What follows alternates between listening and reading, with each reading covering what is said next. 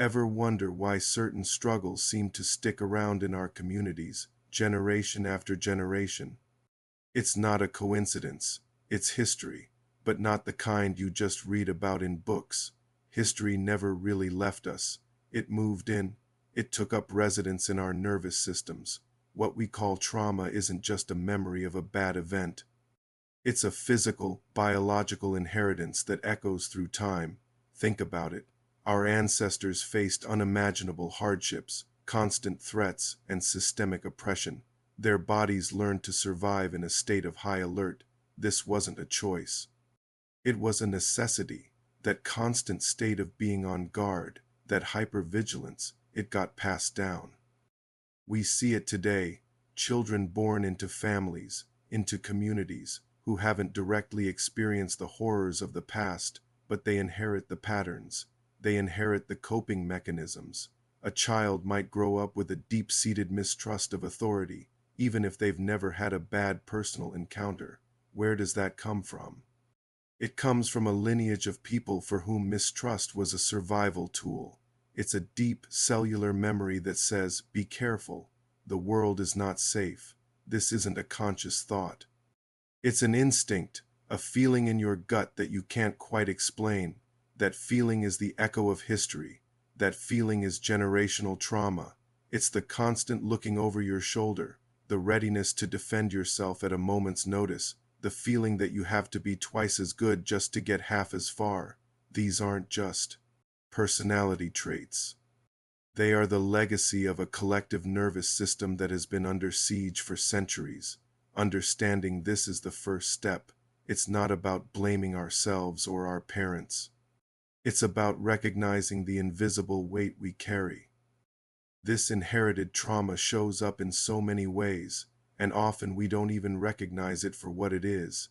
It can look like anger, a short fuse that seems to come out of nowhere, but that anger is often a mask for deep-seated fear and pain.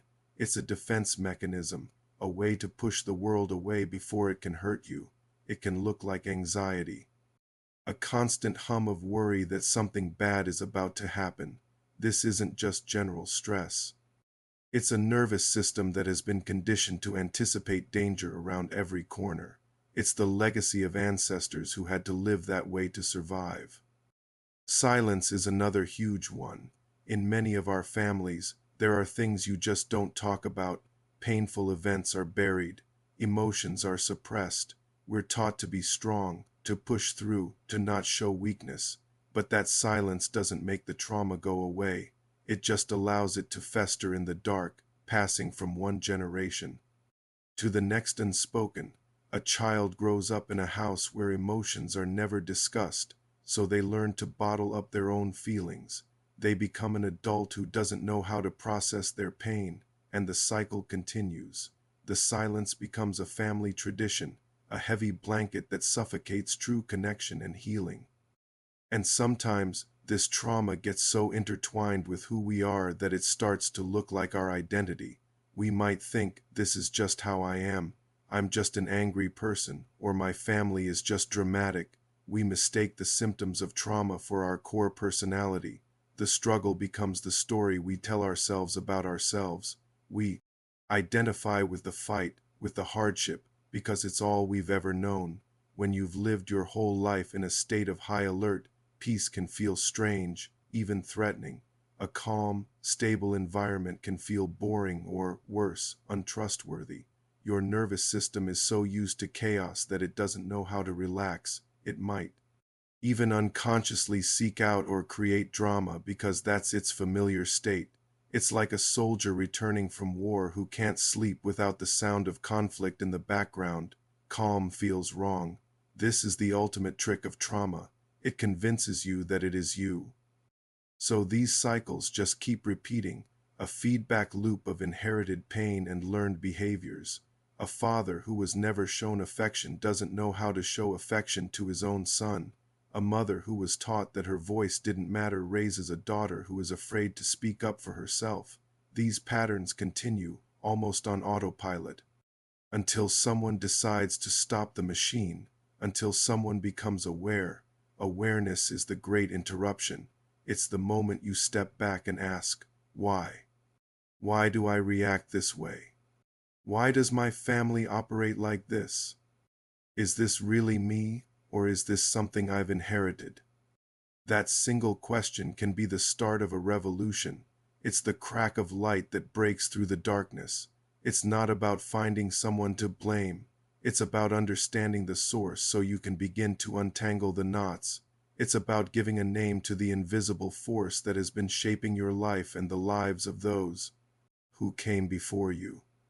Recognizing these patterns is a powerful act of self-love and community healing. It's about looking at our collective behaviors with compassion instead of judgment. When we see a brother quick to anger, instead of just labeling him as aggressive, we can ask, what fear is he protecting? When we see a sister who isolates herself, instead of calling her antisocial, we can wonder, what pain is she hiding from? This shift in perspective is everything. It moves us from a place of criticism to a place of curiosity and empathy. This process isn't easy. It requires courage to look at the painful parts of our history and our families. It means having uncomfortable conversations. It means feeling emotions that have been buried for a long time. But on the other side of that discomfort is freedom. Freedom from the chains of the past. Healing often starts with one person. One person in a family decides they want something different for themselves and for their children. They start going to therapy. They start reading books. They start talking to elders and asking the hard questions. They start practicing mindfulness and learning how to regulate their own nervous system. And that one person's healing sends ripples through the entire family system. When you learn to respond with calm instead of reacting with anger, you give the people around you a new model. You teach them, through your own actions, that there is another way to be. You break the chain. You become what is called a cycle breaker. You are honoring your ancestors not by repeating their pain, but by healing it. You are taking the strength they used to survive and transforming it into the wisdom to thrive. This is how we change the narrative. This is how we turn our pain into power. Imagine a future where our children inherit not our traumas, but our healing, where they are born with nervous systems that are wired for peace, for connection, for joy. A future where our communities are known not for their struggles, but for their resilience and their wholeness. This future is not a distant dream. It is something we can actively create right here, right now. It starts with each of us taking responsibility for our own healing. This doesn't mean you have to do it alone. In fact, we heal better in community. Find a trusted therapist, especially one who understands cultural and generational trauma. Join a support group, talk to trusted friends, or family members who are also on this journey. Create small, daily practices that help regulate your nervous system. This could be as simple as taking 5 deep breaths when you feel overwhelmed. It could be going for a walk in nature. It could be listening to calming music, journaling, dancing, or praying. The goal is to send a new message to your body, a message that says, you are safe now. The war is over. You can rest. The more you practice this, the more you rewire your brain and your body for a state of calm and well-being.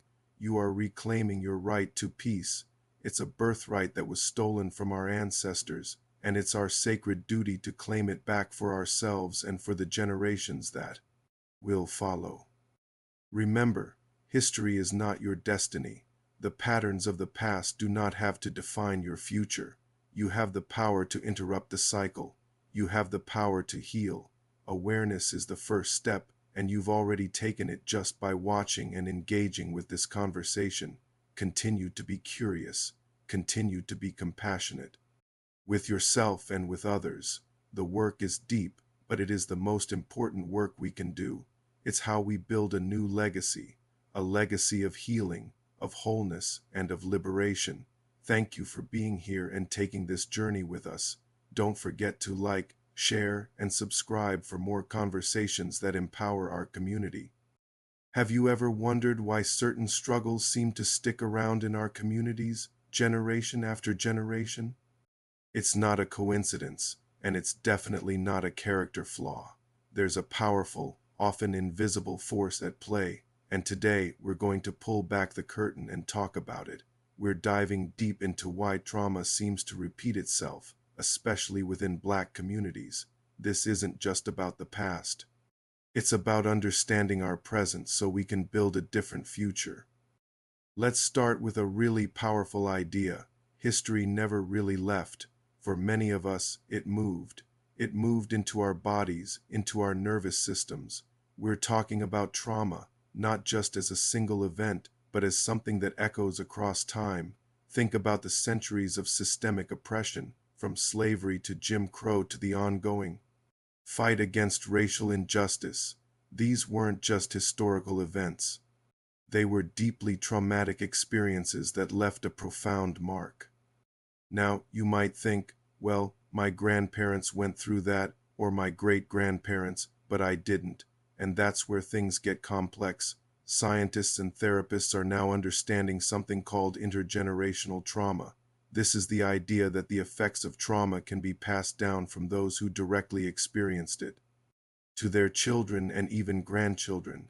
It's not about passing down memories, but about passing down the responses to trauma. Imagine a soldier coming back from a war zone. They might be constantly on edge, jumpy at loud noises, always scanning for threats. This is called hypervigilance. Now imagine that soldier has a child. That child grows up in a home where one of their parents is always tense, always expecting danger. The child learns, without even realizing it, that the world is an unsafe place. They absorb that tension. They learn to be hypervigilant too, even though they've never been to a war zone themselves. This is a simplified example, but it helps us understand how trauma can be inherited. In Black communities, the war zone was centuries of living in a society that was hostile and dangerous. Our ancestors developed survival mechanisms. They had to be constantly aware of their surroundings, cautious about who to trust, and sometimes they had to suppress their emotions just to get by. These weren't choices. They were necessities for survival, that constant state of high alert, that defensiveness, that need to be strong and silent in the face of pain. These patterns got wired into their nervous systems. And then they had children, and those children were raised by parents who were carrying this immense, unspoken burden. They learned these same patterns. They learned that showing vulnerability could be dangerous. They learned to brace for impact, even when there was no immediate threat.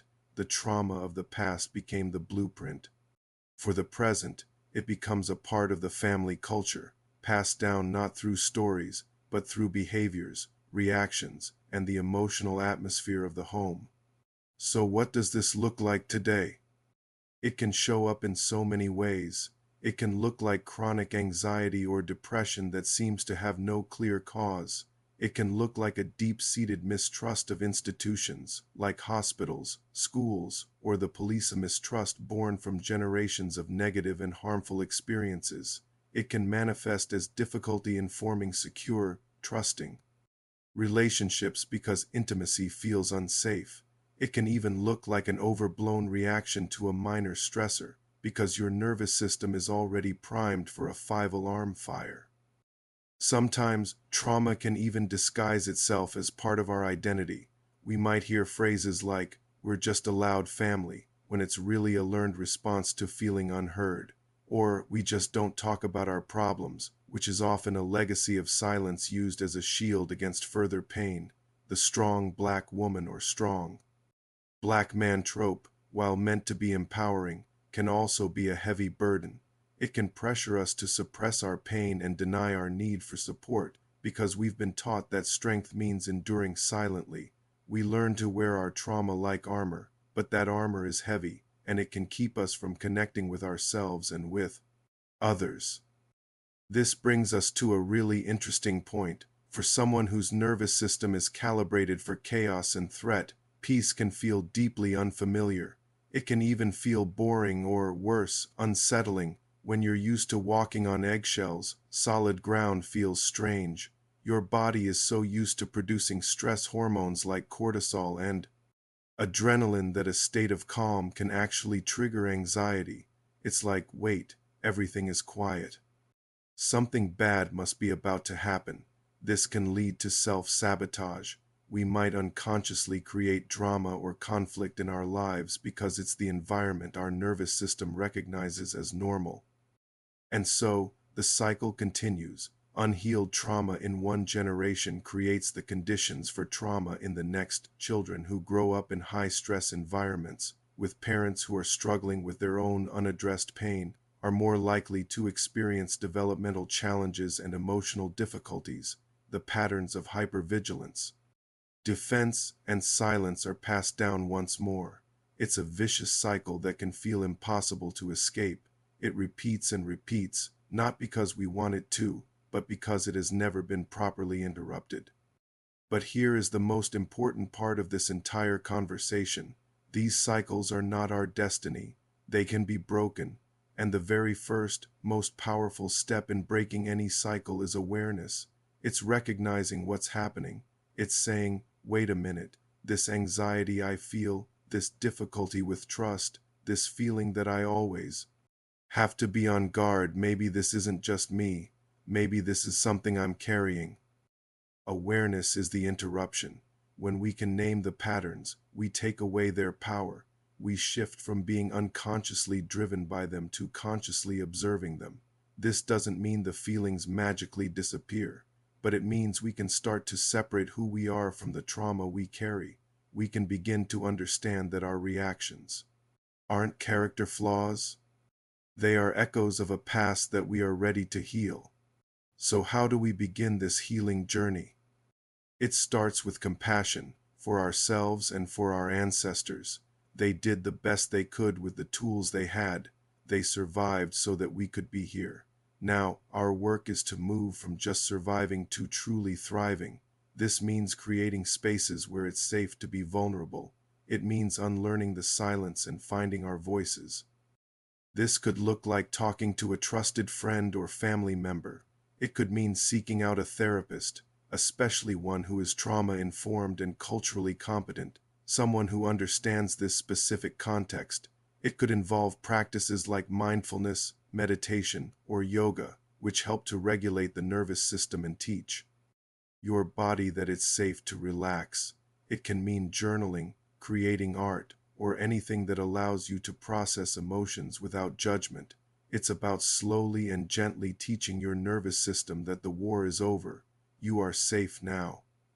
It's crucial to remember that healing is not a linear process. There will be good days and bad days. There will be moments when those old patterns resurface. But with awareness, you can catch them. You can say, there's that old hypervigilance again. And instead of letting it take over, you can take a deep breath. You can ground yourself in the present moment. Recognizing intergenerational trauma is not about blaming our parents or our ancestors. It's about understanding the legacy we've inherited so we can choose what we want to pass on. We have the opportunity to stop this cycle in its tracks. We can be the generation that heals, the generation that learns to embrace peace, and the generation that teaches our children a new way of being, a way rooted not in fear and survival, but in safety, connection, and joy. This is deep work, but it's some of the most important work we can do. By healing ourselves, we heal the generations that came before us and the generations that will come after us. We honor their struggle by building a future they could only dream of.